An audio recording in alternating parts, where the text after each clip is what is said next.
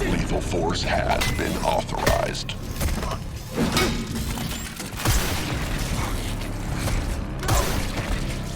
Area secured. Moving to medical sector.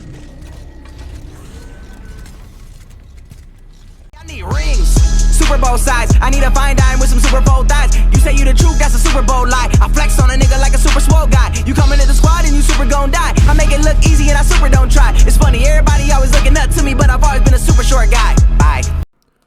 What is going on, guys? This is JWAGS 412. This is my quick thoughts on the Callisto protocol. I beat the game a few days ago. I had a good time with it. And I had a lot of problems. This is going to be a spoiler-free discussion. It's not a review. It's just me giving my fucking thoughts about the game, what I thought about it. So let's get into it. We don't know. Just prep the device. What device? That device? No! No! You're a goddamn doctor! Yes, I intend to faithfully execute my responsibilities. Try not to move, it'll only make things worse. No! Fuck you! Ah!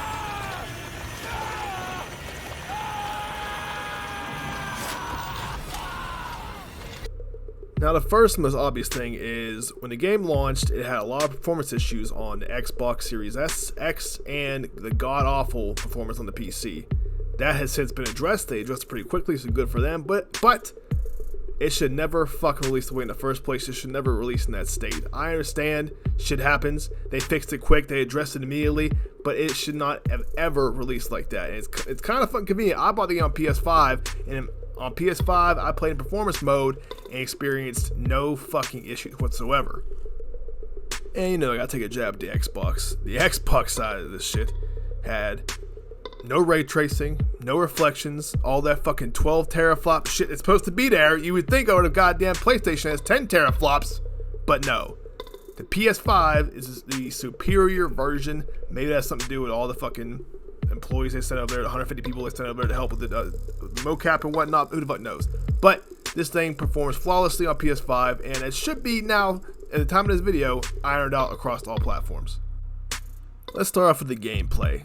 The Callisto protocol borrows a lot from Dead Space, but is a lot different. The main thing being here is this dodge mechanic. There's a mechanic in this game where when an enemy comes at you, you use the left analog stick to dodge left and right. And it is a little bit wonky. Now, for all you Callisto Protocol dick riders, right, I want you to watch this clip for me. It's early in the game, and tell me that there ain't something wrong with this fucking camera, or at least a goddamn flaw in its combat system.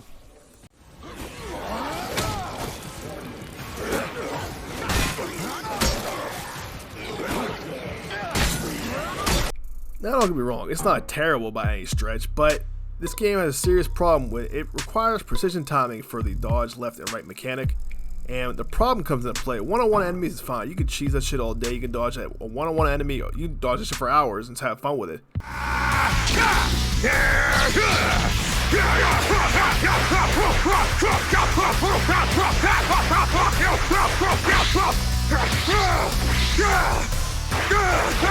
But the minute you get 2, 3, 4, 5 enemies, this is where the shit goes south.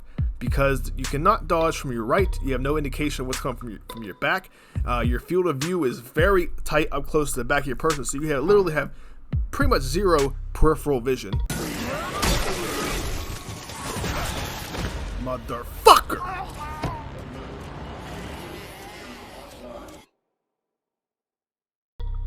And that was a big issue for me for the first, I think, hour and a half of the game before you get the magnetic glove or the kinetic glove, or fucking like a GRF or GRV, whatever the fuck it's called. The glove that fucking stops people, pulls them forward and shit. Before that, all you have is your baton, and there was some 2-on-1s, 3-on-1s, and that's where you notice the flaws in this shit. You got a big guy coming at you, a guy from the side, you're trying to dodge this way, you dodge this way, and the other guy's fucking arm comes, you can't dodge that one. It's just a fucking mess, in my opinion. And I gotta admit, for me, that was one of the most fun parts of the game, was using that GRP. I felt like fucking Frieza smacking Goku around. Hey!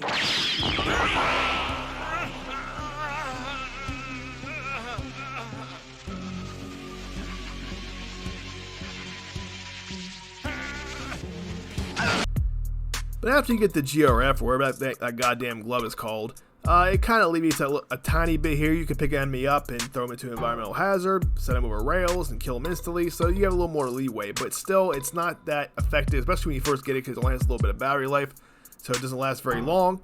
And then eventually you get 2 guns. Now, the guns are okay. I think there's 5 guns total, and they are definitely secondary options. They're not meant to be the main component.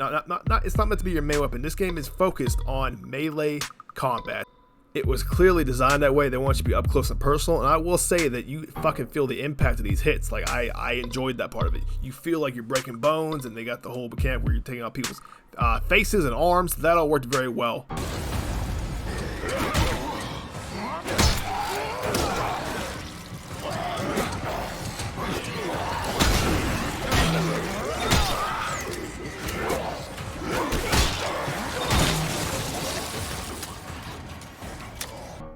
And I love the gore.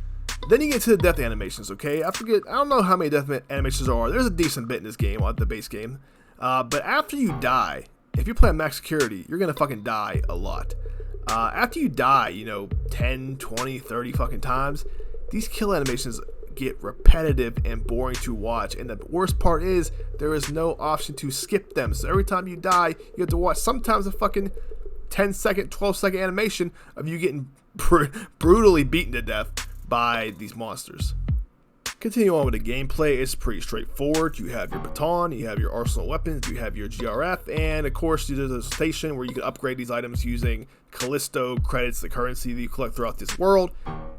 Pick up some audio logs along the way to expand the story more, and that's about it. Pretty straightforward. Not much side shit to find, not many side routes to go. It's a pretty straight linear experience, but that's not a bad thing.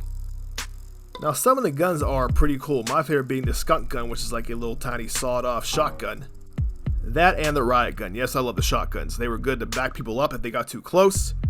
But one thing, probably my main gripe with the gameplay of this game and the game overall in general, is switching weapons in this game when you're in a fight is fucking impossible. So you switch a weapon, and it goes through this whole animation where he has to change the attachment, and it takes some like 3 or 4 fucking seconds in the middle of a fight. If you get hit, it disrupts that fucking whole animation. So it's really, I think it was by design. I think they didn't want you to be able to switch weapons like really fast, but from a gameplay standpoint, just a quality of life standpoint, that was a huge thing for me, man, because I just want to switch my weapon maybe from an AR to a shotgun. I'm not saying it has to be instantaneous, but come on, maybe 1 second, not 4 or 5 fucking seconds.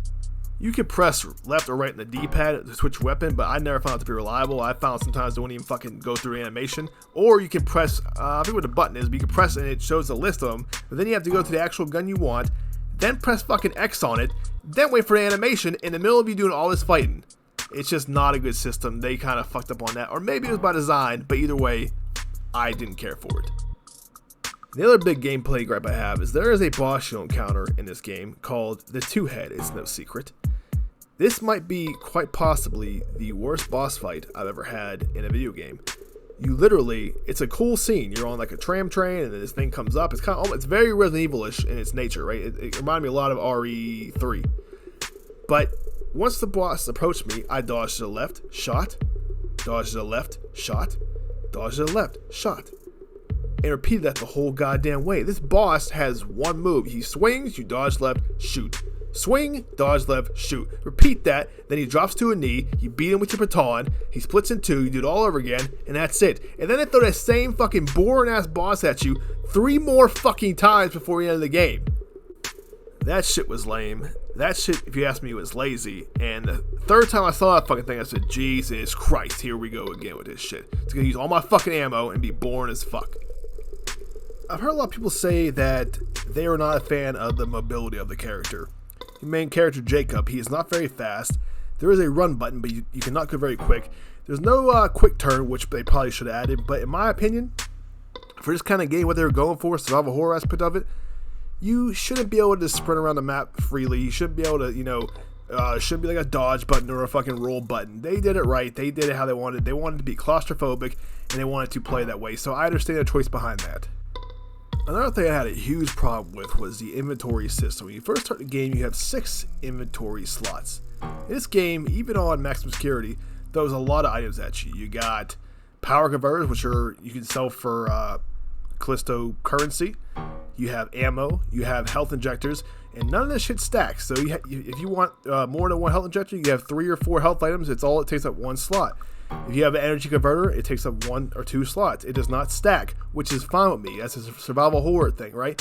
But in those kind of games, you usually have a chest or a trunk, like a safe room would have, where you can store the items and pick them up later in another safe room.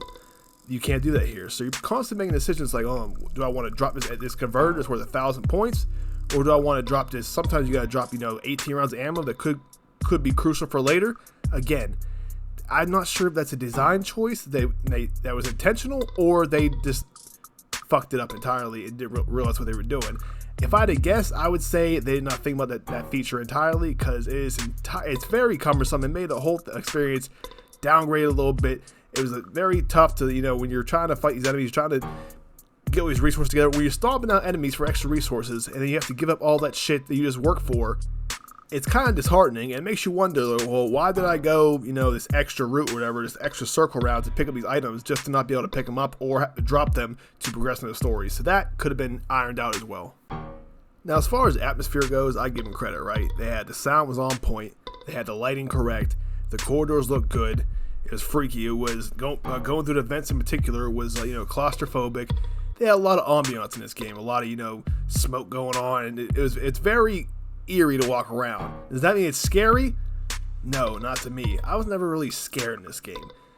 I do not know why. I do not know if it's just a lack in variation of monster types, or the fact that I knew exactly the kind of moves they would be doing and how to deal with it. But this game does not give me that sense of dread that I experience in horror games. And I can't quite put my finger on why, man. Like I said, if I was doing that Resident Evil, if I had to go down a ladder into a basement, I'd be shitting myself. But for some reason, this game, I was just breezing through it. Even on max security mode, I just was not too scared about what was to come. I didn't think anything was going to freak me out. There's even a boss that goes invisible that's like almost the exact clone off of the crickets from RE4. And that shit didn't freak me out either, man. Even the 2-head, nothing really scared me in this game. I was never... there's a lot of cheap jump scares that didn't get me. Man, I'm just too desensitized to horror games and horror movies, but just did not do it for me. There was one part, though, that got me very paranoid and very, very dreading moving forward. I'm not going to spoil it, but if you played the game, you may to this point, you know what I'm talking about. All I'm going to say is, I was walking in the snow outside, and I felt like Jim Halpert on The fucking Office.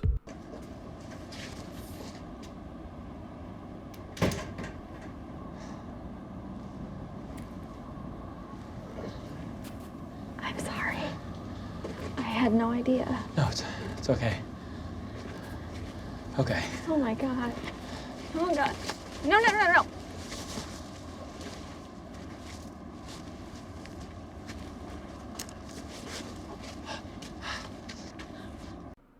Graphics looks fucking amazing. The lighting was incredible. If you are prone to seizures, do not play this game because they have a lot of fucking flashlights all over the place. Smoke, it looked really goddamn good. Sound design was fantastic. Very eerie feeling, very dreadful feeling. Survival horror at its finest. Decent voice acting. I had no problem with the audio or the visuals of this game. I thought they were superb. Now, story-wise. Now, it's hard to do. I'm not going to spoil anything, but the story here is, man. The story is, maybe it's okay. It's average at fucking best, man. It's nothing groundbreaking. It's things you've seen before as far as the whole plot. Like I said, I'm not going to give it away. I wish I could go into it more, but there was a couple of major problems for me with the story. And then a boss fight at the end I found very underwhelming and disappointing. That's all I'm going to say about the story. It was, I said, decent for what it was. It pushed the story along. I was interested in what was going to happen, how it was going to play out, but it's kind of predictable, and you kind of see what's coming. It's nothing groundbreaking. It's a very average sci-fi movie, if you ask me. If any of you guys are interested at all in me doing a very quick, spoiler discussion on the story, let me know in the comments below, and I might just do that. But that's my thoughts on Callisto Protocol, guys. If I had to give it a number ranking, I would give it a solid 7 out of 10. It was a decent experience. It's definitely worth $70. I think I beat the game in 14 hours. I thoroughly enjoyed the experience, as I am a survival horror fan. Now let's get into one last thing here about the Season Pass. Now, Season Pass was originally $20 if you bought the Digital Deluxe Edition. That has since increased. I think the day of release, actually, I took a Twitter photo of it. It is now $30 for a Season Pass for Callisto Protocol. And they are locking a permadeath difficulty mode behind the season pass. So yes, there is a difficulty setting behind a season pass. Like it or fucking not, it is what it is. I don't agree with it, but don't try to fucking defend it. That shit is bullshit. My other problem is I am missing 4 trophies, and I want to go through the game again to get those trophies. Only problem is there's no new game plus at launch, but that new game plus is coming out sometime in February. They released with a photo mode at launch, whoop-de-fucking-do, but no new game plus. I'd rather have new game plus. Photo mode could suck a dick. Who cares? I don't really care about that. I know a lot of gamers do, not me. So I'll wait until the new game plus arrives, which is free, thank God, to finish that game off entirely. If you made it this far in the video, I appreciate it. I appreciate you hearing my thoughts on the Callisto Protocol. Let me know in the comment section below. Did you play it? Did you buy it? Are you enjoying it? Just let me know in the comments. I'd really love to hear it. That's it for this time, guys. Enjoy this video. Please like, comment, subscribe. All that bullshit. Tell you guys next time. Thanks.